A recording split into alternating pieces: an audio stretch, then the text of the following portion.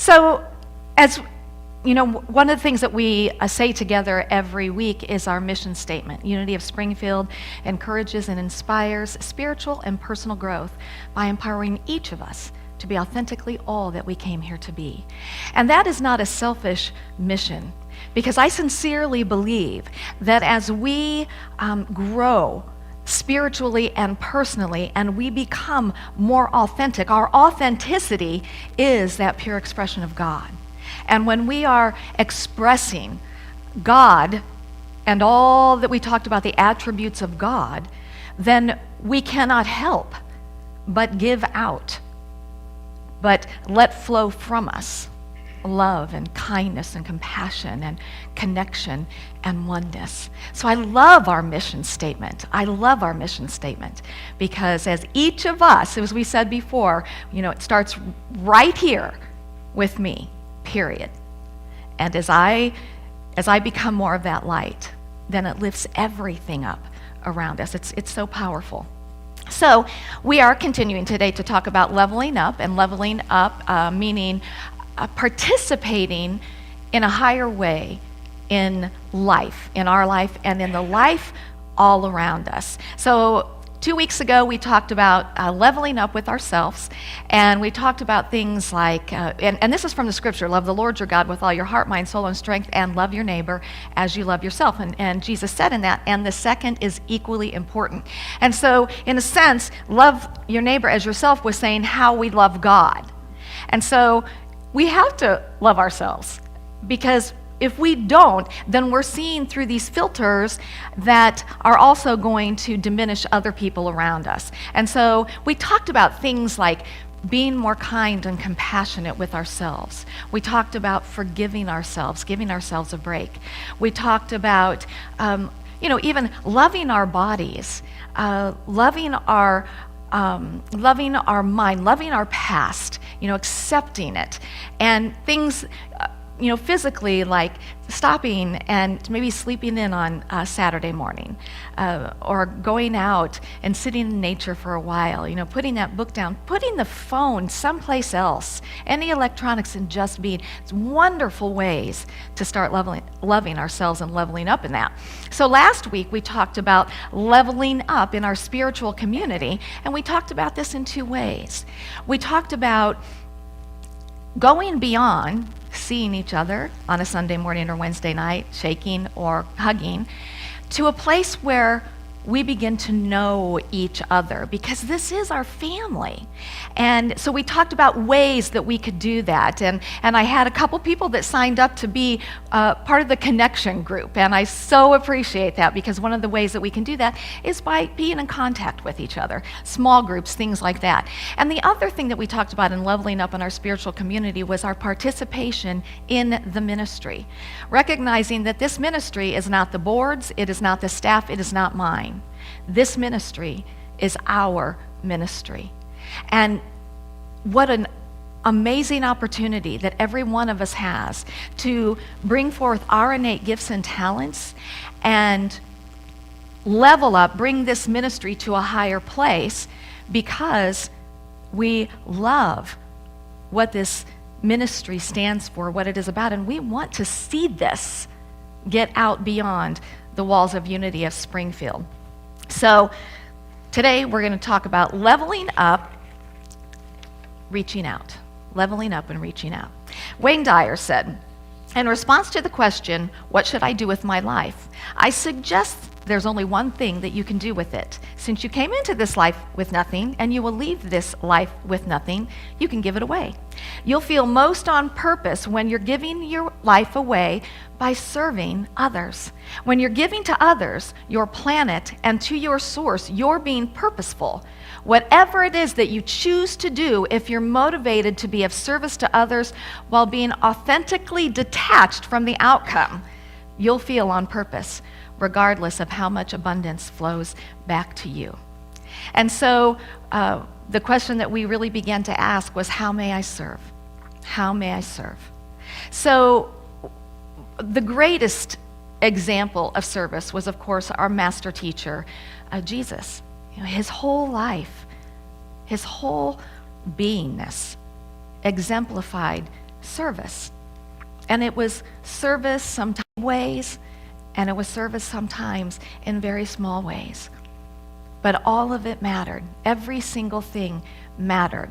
And the beautiful thing about how Jesus showed up is he helped us to see that being in service to life itself, it's the essence of who we are. It's the essence of who we are. God is love. 1 John 4:8. Love is the eternal givingness. Love is always giving, always, always giving. We have come forth as, and I want to, I want to read this quote because I can finish with that. Dr. Kennedy Schultz said, "Such is the nature of life that all it asks and all it wants is the opportunity to appear, and you are that opportunity." Isn't that beautiful? You are that opportunity. So we have come here to be the expression of the divine nature. And one of the big ways to do that is through service, through love, through oneness, and through connection. So when we are serving our neighbors, we are literally loving God in those moments. And I love, in the scripture today, it talked about, the story was that Jesus was talking, and he said, I was naked and you clothed me, I was homeless and you sheltered me, I was hungry and you fed me. And they said, well, when did we do that to you? And he said, when you did it to any of the least of these, you did it to me. So it's the recognition that neighbor doesn't mean people who live right next door to you or just in your neighborhood, but it means everybody. Another story that is told in the Bible is Matthew 25 through 37, and it's where the lawyer is trying to get Jesus to say something that they could arrest him for. So he says to him, "How can I gain eternal life? And what shall I do to inherit eternal life?" And Jesus said, "What is it written in the law? How do you read it?" And he answered, "You shall love the Lord your God with all your heart, all your soul, all your mind, all your strength, and you shall love your neighbor as yourself." And he said to him, "Well, you've answered that." So the lawyer says, "Well, then who is my neighbor?" And so Jesus shares the story of the Good Samaritan with him. And he shares, there was a man who was robbed and he was beaten up and he's laying on the side of the road. And a priest comes along and the priest sees him and he walks on the other side of the road. And then a Levite comes along and the Levite sees him and he walks on the other side of the road. But the Samaritan comes along and the Samaritan immediately goes to the man and has deep compassion. And he takes oil and wine and he takes care of his wounds, and then he picks him up and he puts him on his animal. And he takes him to the nearest town, and he shelters him for the night, and then he leaves money so the man can continue to have this healing. Now, in that culture, it was unheard of that a Samaritan would be helping this person on the side of the road.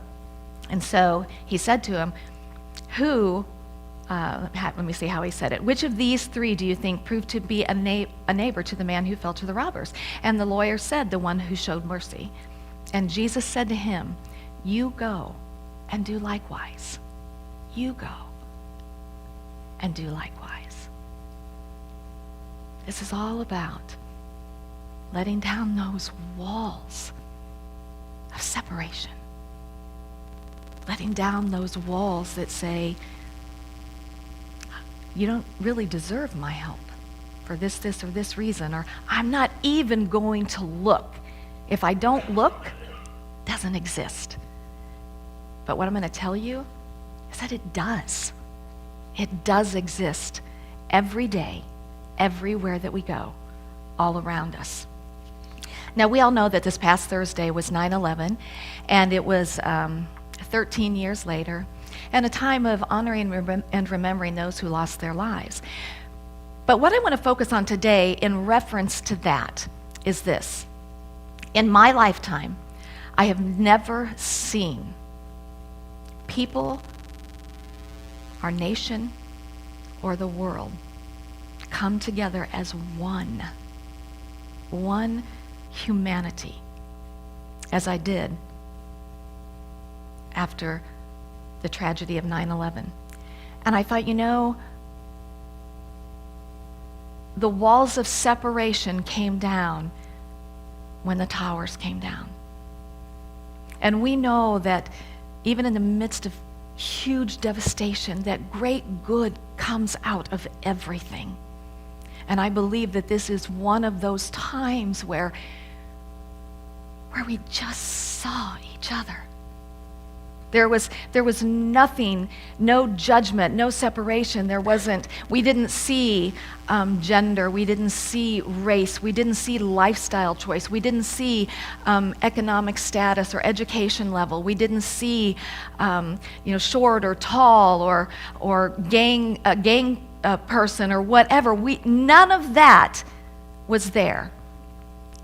Because during that time, you know what we saw? We saw each other. We saw each other. We saw beyond our judgments, and we saw the person. And everybody was willing to what? To serve. To serve. To help make life better for those who were hurting. Why? Because that is our innate beingness. That is who we are. That's why in tragedies like this, it comes so naturally. And what we want to do is not have to wait for a tragedy to be that in expression in our lives every single day. Now is the time. Now is the time. It's interesting because anytime you can say now is the time more than ever before, but it is the time because all of us see around us people who are hurting, deeply hurting. And many of us, we all have different talents and gifts, and so we can all serve in some way. And so it's service through connection. Now, when we talk about service, we need to look at the scope of service because we need to recognize that, we hear of these great grand things in which people have served the world in a big way. And what we also need to recognize is that those small acts of service are as big and as powerful and transformative as, the ones that we hear about and read about on the news. Jesus himself demonstrated that service can come in all shapes and sizes. When he went to the well to talk to the woman by the well, he was in an act of service. And I read this, and I'd never thought about this before, but the story of the bride and groom, and Jesus was at their reception, and halfway through their reception, they ran out of wine. And this was a huge thing in that culture because if you didn't have enough to serve to the people who came, then you were considered to be inhospitable, which was, you didn't want that to be. And so Mary came to Jesus and said, "Can you turn this water into wine?" And he hesitated, he resisted at first, but then he went ahead and he turned the water into wine. Now here's the thing about that, is that he didn't feed a group of starving people, and he didn't bring about world peace, but he brought joy to an ordinary couple in those moments. And that's the opportunity that you and I have all the time, all the time. Now, within our community as a whole, our communities, our surrounding communities, we are seeing more and more and more that people are needing basic things like food and hygiene products, shelter, coats, shoes, blankets and pillows, and most of all, kindness and caring and connection. Now, you've heard us many, many times talk here at Unity of Springfield that we have a community cabinet, and it sits out in the foyer as you come in. And we are going to continue to talk about this community cabinet because we have been finding that more and more people are coming in and they're needing what is in that cabinet. And one act of service that I believe most of us can do here is that every week when we go to buy groceries, we put some extra things in our grocery cart. We buy some extra hygiene products, and we bring it in to the community cabinet. You can maybe get a $10 or $20 gift card from Walmart on a regular basis and bring it in to us, and we will make sure that it gets to the people. Or how about, perhaps, how many of us have way too many coats? 3? We can go through our coats, we can go through our blankets, we can go through our shoes and our boots, we can go through our warm things. And we can give these things, and please let them be nice, not ragged things. But we can give these things to people who are homeless, to people who don't have these basic things. This is a huge way for us to be in service, and yet it seems like such a small thing for us to do. Now, Dr. Roger Teal says that one of the ways that we can move more into service is to soften our judgment. Anybody here judge? Yeah, we all do it, and that's okay. That's, again, that's those filters. And there's a difference between discernment, we use that, and unrighteous judgment. And, this unrighteous judgment is a decision that the other is not who we are, or a decision that the other is not safe or acceptable in some way. A decision that they got themselves into this, and I'm not going to help. So that's something that we have to look at. I believe that all of us have to look at. People who are different from us, we tend to discard, or we tend not to even see that they're there. I don't know about you guys, but I've noticed more and more people standing at the corners of various roads with a sign, need help. Let me share this first. Kent Nurburn, I forgot it. Thank you. Oh, am I in there? That's okay. Kent Nurburn, who is an author, wrote of a time when he was taking, that's not what I want to tell you. There is a quote that I want to share with you, and I'm just going to say it like this. The person who looks at someone and says, you got yourself into this situation, so I'm not going to help you, is the same person that when someone is in the water needing help will ask, did you jump off or did you fall off the boat, before they will throw out the life preserver. And I thought many times in reality, do some of us feel uncomfortable if we happen to be the car that's right by the people that are standing there? I mean, does it make you a little uncomfortable? Yeah. And so what do? We look straight ahead, we look over, but we won't even look at the person. Why? Because we've got all these judgments going around in our head. And here's the thing, it doesn't matter. It doesn't matter what anybody said about, this is how they make their living and they get hundreds of dollars a day. It doesn't matter, because we are here to be of service. And if we don't want to give them money, then at least give them connection. Send them a blessing. Acknowledge that they are people. They're a person. And just because they're a person, they deserve our connection. They deserve our love. Now, Kent Nurburn, who is an author, wrote of a time that he was on a train, and he would oftentimes write on his train ride to wherever he was going. It was about an hour long. And he noticed that there was an older gentleman that nobody ever sat by.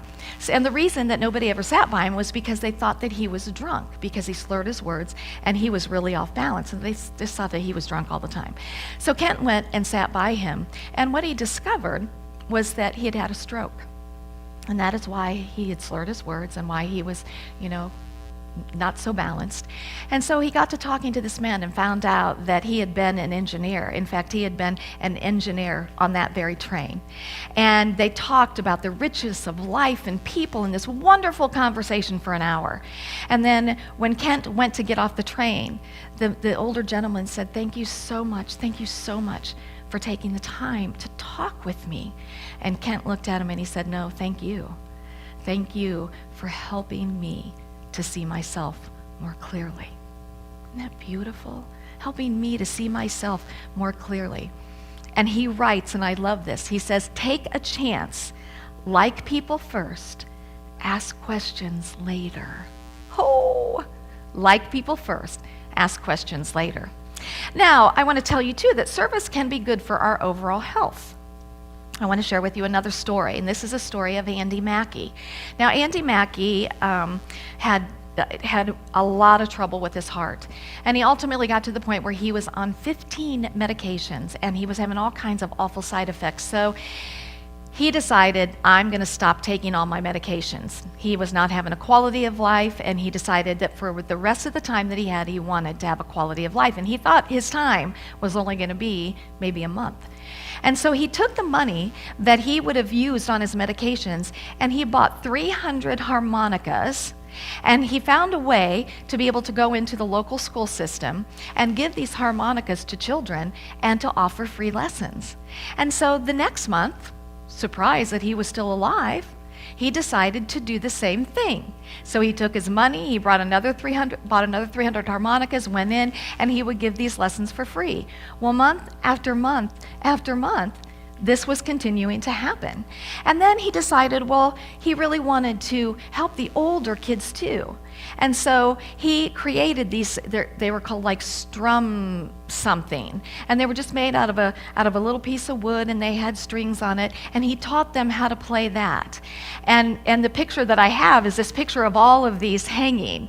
And he also taught them how to make those. And years later, he actually died in 2011 when his heart finally did give out. But throughout that time, he had given away over 20,000 harmonicas and thousands of the music sticks. And he said that he told a reporter that in a national survey, the number one thing kids said kept them out of trouble was music. He said, you see, what it takes to be good at music, the dedication, the discipline, carries over into any job. Isn't that beautiful? I'm not telling you to go off your medications. That's not what what that's about. But I'm saying that we can be of service, and you have no idea the ripple effect. You have no idea years later what may come back. I have to share this other story.